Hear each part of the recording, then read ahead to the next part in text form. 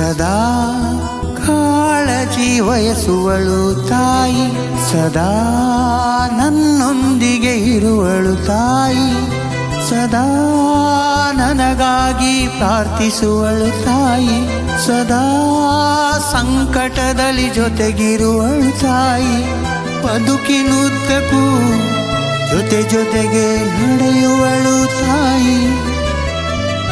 ತಾಯೇ ನಿನಗೆ ಶುಭಾಶಯ, ತಾಯೇ ನಿನಗೆ ಶುಭಾಶಯ, ಶುಭಾಶಯ.